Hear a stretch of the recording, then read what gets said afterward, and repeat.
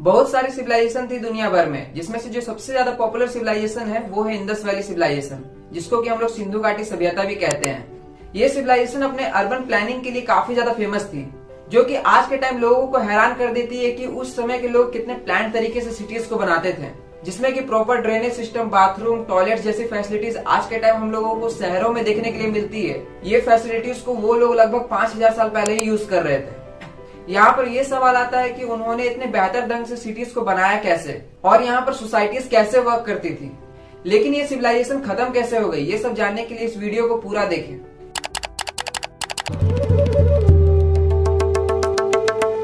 ये सभ्यता काफी सालों तक गुमनामी के अंधेरे में चली गई थी। इस सभ्यता के बारे में किसी को कुछ भी पता नहीं था। फिर 1924 में इस सभ्यता को पहली बार खोजा गया सर जॉन मार्शल के द्वारा, जो कि आर्कियोलॉजिकल सर्वे ऑफ इंडिया के हेड थे। उन्होंने अपने एक्सकेवेशंस के दौरान ये नोटिस किया कि यहाँ पर पत्थर से बने हुए घर मट्टी के अंदर दबे हुए हैं, तो उन्होंने वहां पर खुदाई कराई। तब उन्हें पता चला कि ये तो पूरा एक शहर है, जो कि लगभग 5000 साल पुराना है। इस तरह के शहर कई जगहों पर देखने के लिए मिले। अगर हम इस सिविलाइजेशन की लोकेशन को देखें तो ये हमारे पंजाब रीजन से शुरू होता है और पूरे पाकिस्तान भर में फैला हुआ है। इस सिविलाइजेशन को इंडस वैली सिविलाइजेशन कहने का कारण ये है कि ये पूरा सिविलाइजेशन इंडस नदी के किनारे ही बसा हुआ था। आज के टाइम में इस सिविलाइजेशन के लगभग 96 साइट्स हैं, जिसमें से जो सबसे ज्यादा पॉपुलर साइट्स हैं वो है मोहनजोदाड़ो, हड़प्पा, लोथल और धौलावीरा।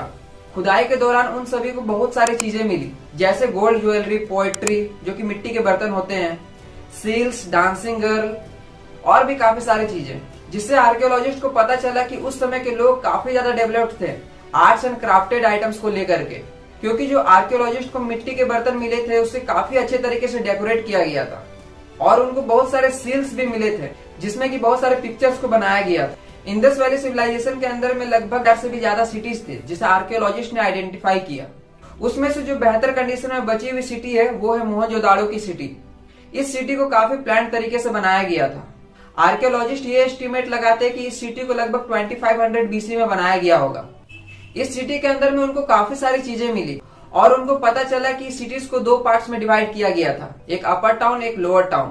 अपर टाउन में वो लोग रहा करते थे जो कि हायर क्लास से बिलोंग करते थे, या फिर जो प्रीस्ट होते थे वो लोग रहा करते थे। वहीं लोअर टाउन में आम लोग रहा करते थे। वहां पर जितनी भी स्ट्रीट्स थी उसे 90 डिग्री के एंगल में बनाया गया था और उनकी चौड़ाई लगभग 10 मीटर के आसपास थी। और वहीं जो छोटे स्ट्रीट्स थे वो मेन स्ट्रीट से कनेक्टेड थे। इन स्ट्रीट्स का यूज ट्रेड के लिए किया जाता था। उस समय में यहाँ के लोगों का ट्रेड नेटवर्क काफी ज्यादा फैला हुआ था, जो कि एंशिएंट इजिप्ट, मेसोपोटामिया तक फैला हुआ था। इस सिटी के अंदर में एक ग्रेट बाथ भी देखने के लिए मिलता है, जो कि अपर टाउन में था, जो कि लगभग 12 मीटर चौड़ा और 7 मीटर लंबा और 2.5 मीटर गहरा था।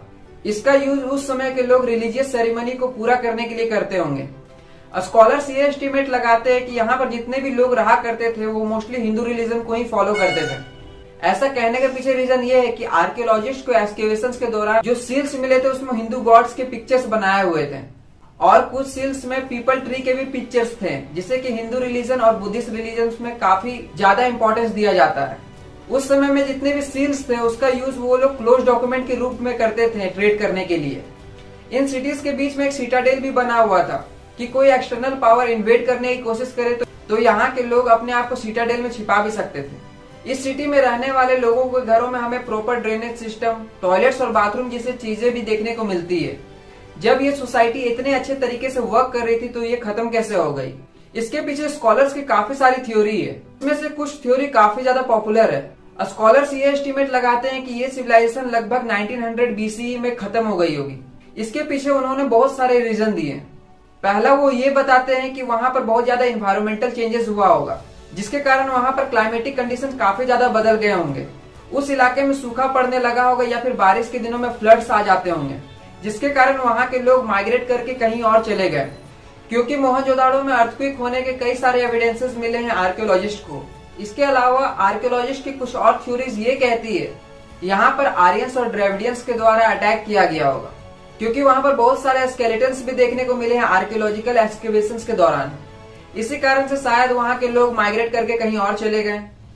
और कुछ स्कॉलर्स ये भी कहते हैं कि वहां पर इंटरनल कॉन्फ्लिक्ट हुआ होगा। एट लास्ट मैं ये कहना चाहता हूँ कि ये सिविलाइजेशन काफी ज्यादा एडवांस थी अपने उस टाइम पर। मिलते हैं फिर किसी नए वीडियो में एक नए टॉपिक के साथ।